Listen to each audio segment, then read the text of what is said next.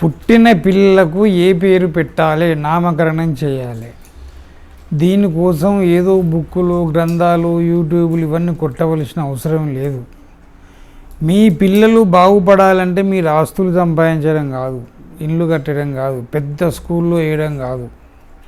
బాగుపడాలంటే మీరున్నటువంటి ఏరియా ఏ ఊరు, మీరు ఏ ఊర్లో ఉంటున్నారు, హైదరాబాద్లో ఉంటున్నారా, సికింద్రాబాద్లో ఉంటున్నారా, వైజాగ్లో ఉంటున్నారా, విజయవాడలో ఉంటున్నారా, గుంటూరులో ఉంటారా, ఏ ఊర్లో ఉంటున్నారో ఆ ఊరికి తల్లిదండ్రుల పేర్లకు అక్షరాలకు అనుకూలంగా ఉండి ఆ ఊర్లో అతడు డెవలప్మెంట్ అయ్యేటట్టు, అభివృద్ధి జరిగేటట్టు ఆ ఊరి పేరు మీద ఏ అక్షరం అనుకూలంగా ఉంటుందో ఆ అక్షరంతో పెట్టండి.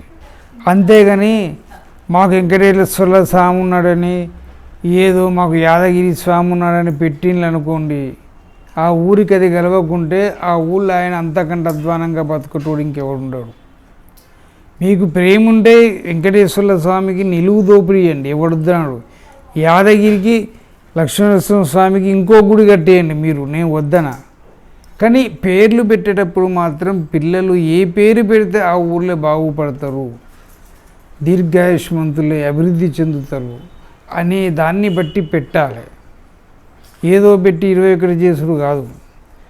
మీ పిల్లలకు మంచిగా ఉండడం కోసం శాస్త్ర ప్రకారంగా మీ పేర్లకు అనుకూలంగా ఆ గ్రామానికి ఏ పేరు పెట్టాలనో, నివసించే గ్రామానికి అనుకూలంగా పేరు పెట్టడం చాలా మంచిది. వారి అభివృద్ధి కోరడం జరుగుతుంది.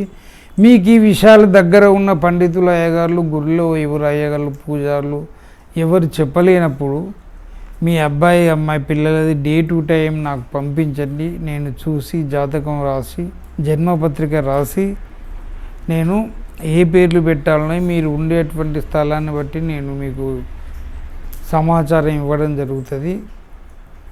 జై హింద్.